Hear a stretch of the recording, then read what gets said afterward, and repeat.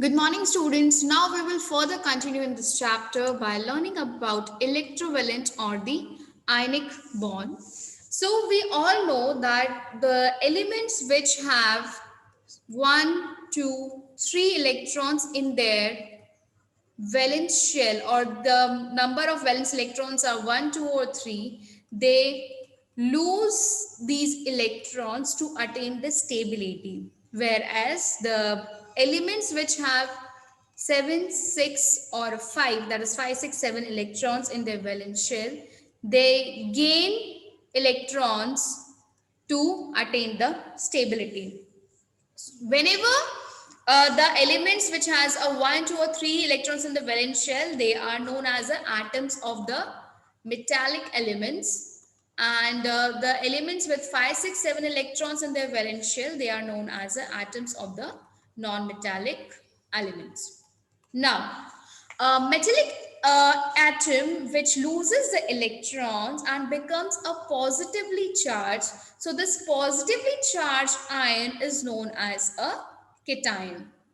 Whereas the non-metallic atom which gains the electrons and becomes negatively charged ion, and this negatively charged ion is known as a anion.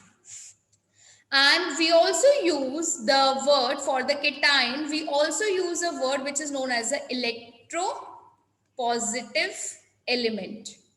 So a metallic element whose one atom is readily 1, 2, or 3, whatever the atom is readily loosed and it gains a positive charge, it is also known as an electropositive anion. Similarly, a non-metallic element who whose atom has readily accepted the electrons and forms a negative charge is also known as a electronegative element.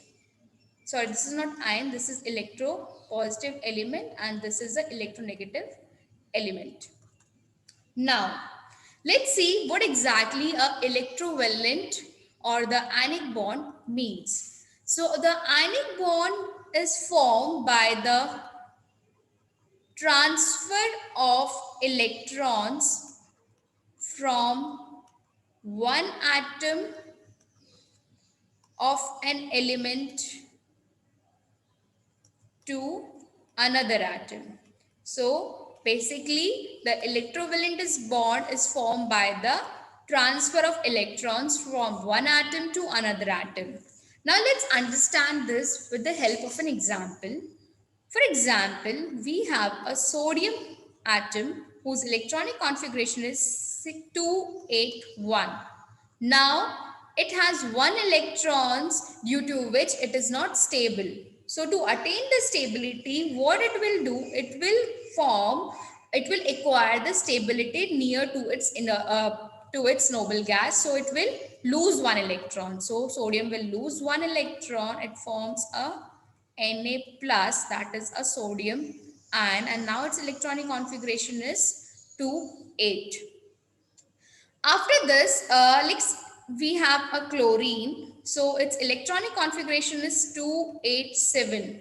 Now you can see that to attain the stability near to its noble gas, so chlorine atoms requires one more electron. So what chlorine will do, it will gain one electron, and as it gains one electron, it has a minus charge, and now its electronic configuration is 288. As an atom of a chlorine is electrically neutral, it has a 17 protons into its nucleus, 17 electrons, but after accepting one electrons from the sodium atom, the chlorine now does not remain electrically neutral. It has one more electron than its number of protons in the nucleus. That's why it is having a -1 charge. Now, when a sodium atom combines with the chlorine atom, it forms a molecule which is a sodium chloride. What it will do, what sodium will do, sodium will give one electron to chlorine. So as it will take one electron, I will explain this with the help of electron dot diagram. We have one extra electron over here. We have Cl, 1, 2, 3, 4, 5, 6, and 7. 7 electrons outermost shell.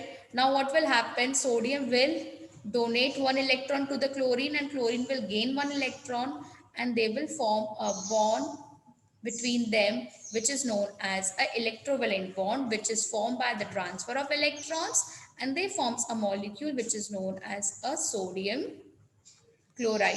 So I hope how the ionic bond is formed or the electrovalent bond is formed is clear to you. Thank you.